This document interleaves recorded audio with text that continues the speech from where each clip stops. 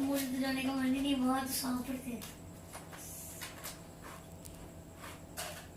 क्यों नहीं? अपना घर क्यों ਹੁੰਦਾ ਵਾ?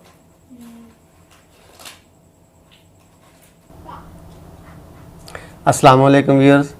आज हमने कहानियों का एक सिलसिला शुरू किया हुआ है ताकि बच्चों को दीन की तरफ रग़बत दिलाई जाए। ये कहानियों का ऐसा सिलसिला है जिसमें नबी पाक सल्लल्लाहु अलैहि वसल्लम की कहानियाँ, कुरान पाक की सच्ची जो कहानियाँ हैं और उसके अलावा औलिया इकराम की, सहाबा इकराम की। तो आज मैं जो स्टोरी सुनाने लगा हूँ बच्चों को, वो इस लिहाज से अहम है कि इसमें ये बताया जाएगा, बच्चे को ये सिखाया जाएगा कि आपने ज़िंदगी में जो भी हासिल करना है तो मेहनत करनी है और उसके बाद कोशिश करने के बाद दूसरों की मदद करनी है। तो कहानी का उन्वान कुछ इस तरह का है कि ये हसूल बुलंद मर्तबा जो है, ये दो बुज़ुर्गों की आपस में गुफ्तगू है जिसको यहाँ पे रकम किया गया है। तो सबसे पहले मैं ना अपने बच्चों को ये बताऊँगा कि इसमें दो जो बुज़ुर्ग हैं वो शामिल हैं। एक हज़रत इब्राहीम अदम रहमतुल्लाह अलैह हैं और दूसरा हज़रत शफ़ीक बल्खी रहमतुल्लाह अलैह।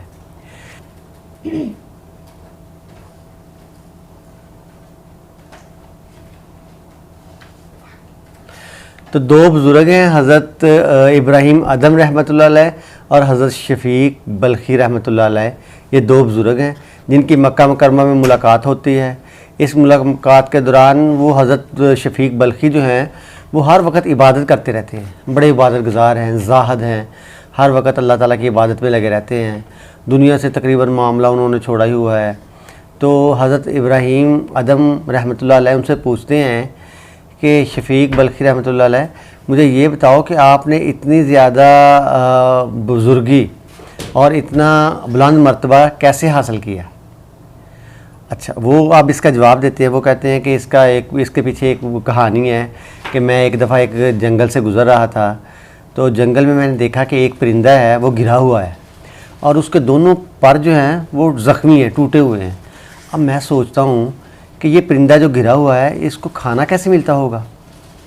तो मैं इसी कश्मकश में, मैं इसी सोच में वहाँ पे बैठ जाता हूँ और इंतज़ार करता हूँ कि देखें भी कि इसको खाना कैसे मिलता है, कि ये तो हर तरह से ज़ख्मी है, तो ये तो मतलब खाना कैसे खाता होगा। अच्छा, मैं काफ़ी देर शाम तक बैठा रहा। तो शाम को मैंने क्या देखा कि एक परिंदा आया और उसके मुंह में टिड्डी थी एक। तो उसने टिड्डी जो है वो उसके मुंह में ला के डाल दी और उसको खाना मिल गया। तो मैंने सोचा कि जब एक परिंदा जो है जिसके बाजू भी ज़ख्मी है, पर यानी कि ज़ख्मी हैं, उसको अल्लाह ताला ने रिज़्क़ फ़राहम किया है, तो क्या ही अच्छा हो कि मैं भी अल्लाह ताला की इबादत में मगन हो जाऊं और अल्लाह ताला ख़ुद ही मुझे रिज़्क़ देता रहेगा।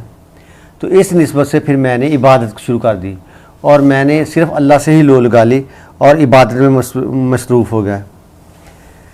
इसने एक परिंदे का रिज़्क़ दूसरे परिंदे के ज़रिए पहुंचा दिया। मुझे भी रिज़्क़ हर हाल में मेरा मालिक देगा।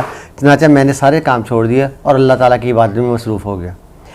हज़रत इब्राहीम रहमतुल्लाह अलैह ने उसके जवाब में कहा कि ऐ शफ़ीक बल्खी, तुमने मजबूर व माजूर परिंदा बनना पसंद किया और तंदुरुस्त परिंदा बनना पसंद नहीं किया कि तुमको बुलंद मर्तबा हासिल होता।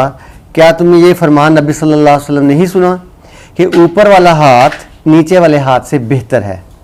मोमिन तो हमेशा दर्जात में बुलंदी की ख्वाहिश करता है, हत्ता कि वो अबरार की सफ़ में जगह हासिल कर लेता है। ये सुनते ही शफ़ीक बल्खी रहमतुल्लाह अलैह ने हज़रत इब्राहीम अदम रहमतुल्लाह अलैह के हाथों को चूमा और कहा, बिलाशुबा आप मेरे उस्ताद हैं। तो ये कहानी का मकसद अब आप पे वाज़ेह हो गया होगा कि इस कहानी में ये बताया गया है कि जो लोग मेहनत करते हैं, जो लोग मेहनत करने के बाद दूसरों की मदद करते हैं, हमेशा हमें देने वाला हाथ हमारा होना चाहिए, ना कि लेने वाला।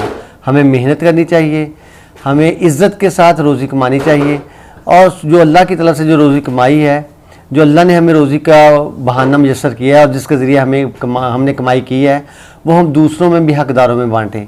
गरीबों को भी उसका हिस्सा मिलना चाहिए। इस तरह हम दूसरों में भी खुशियाँ बाँट सकेंगे और मुआशरे में एक प्यार, मोहब्बत और एक अच्छा मुआशरा कायम हो सकेगा जिसमें गरीबों को अमीरों की तरफ से कुछ ना कुछ मिलता रहेगा। तो बच्चों, अब आप मुझे बताओगे कि आपने इस कहानी में क्या सीखा। अहमद मौज, सबसे पहले आप बताओगे कि इस कहानी का मोरल क्या है, मतलब उसका इखलाकी नतीजा क्या है, कि आपको क्या पता चलता है इस कहानी को सुन के कि इस कहानी में क्या बताया गया है?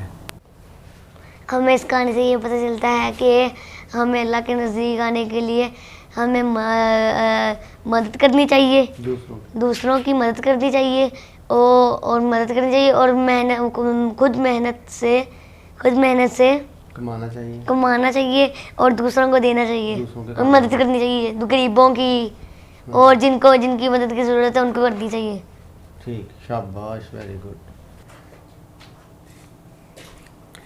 इस कहानी में नबी सल्लल्लाहु अलैहि वसल्लम के एक फ़रमान को नकल किया गया है। तो सारमा, आप बताओगे कि नबी सल्लल्लाहु अलैहि वसल्लम ने इस कहानी में जो फरमान नकल नबी सल्लल्लाहु अलैहि वसल्लम का फरमान नकल किया है वो क्या है? मतलब आप सल्लल्लाहु अलैहि वसल्लम ने इस कमाई के बारे में क्या फरमाया है? हज़रत मोहम्मद सल्लल्लाहु अलैहि वसल्लम ने फरमाया कि देने वाला हाथ लेने वाले से अफजल है। और भी बोलो। और इससे हमें ये पता चलता है कि दूसरों की हमें मदद करनी चाहिए, हैं, हमें देने वाला बनना चाहिए, लेने वाला नहीं। हमें दूसरों से मदद नहीं मांगनी चाहिए, खुद अपनी मदद करनी चाहिए। तो बच्चों, आज की कहानी के बाद कल को इंशाअल्लाह ताला हम एक नई कहानी पढ़ेंगे और व्यूअर्स कल को एक नई अच्छी कहानी आपके सामने लेकर आएंगे जो सबक आमोज़ भी होती हैं और औलिया इकराम के वाक़यात होते हैं, जिसमें हज़रत मोहम्मद सल्लल्लाहु अलैहि वसल्लम के इरशादात के मुताबिक मुख्तलिफ़ हालात बयान किए होते हैं और इससे आपको सबक भी मिलता है और आपकी तरबियत भी होती है, बच्चों की भी तरबियत होती है और आपको भी इंफॉर्मेशन मिलती है। खुदा हाफ़िज़।